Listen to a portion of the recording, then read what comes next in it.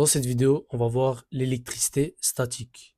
Donc, c'est les phénomènes liés aux charges électriques au repos. Donc, pour parler de l'électricité statique, donc on va parler de l'électrisation de la matière. Donc, c'est ce qui crée un déséquilibre des charges.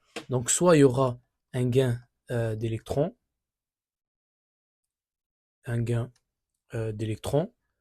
soit il y aura une perte d'électrons. Donc, gain électron ou perte d'électrons.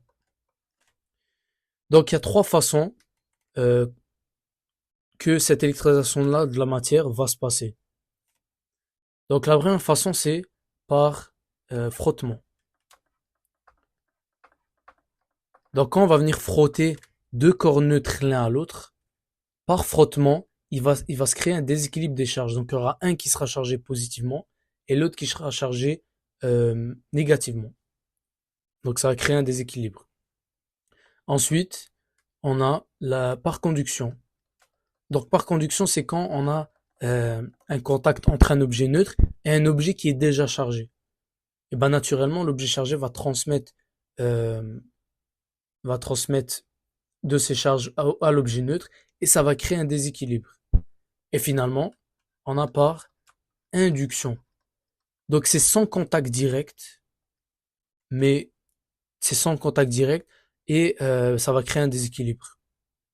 Donc n'oubliez pas, dans l'électricité statique, c'est juste une question de déséquilibre des charges. Donc les charges ne sont pas en mouvement, elles sont au repos.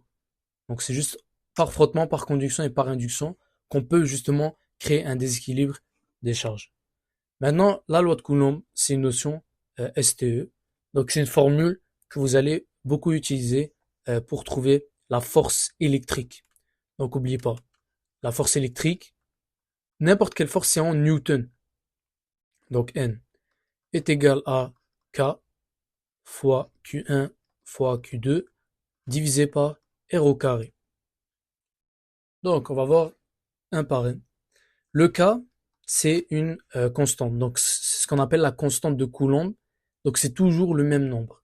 Donc c'est 9 fois 10 à la 9. Donc ça, vous n'avez pas besoin de le savoir. Mais c'est 9 fois 10 à la 9. C'est toujours une constante.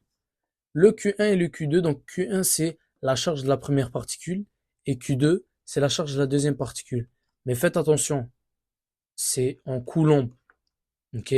C'est là où je veux en venir, que les profs peuvent vous donner en électrons. Donc, ils peuvent vous dire, cette charge-là possède 2 fois 10 à la 10 électrons, par exemple. Là, vous devez faire le changement entre les deux. Donc, vous pouvez aller à la vidéo juste avant, je montre comment faire. Ensuite, on a le R au carré. Le R, c'est la distance entre les deux particules.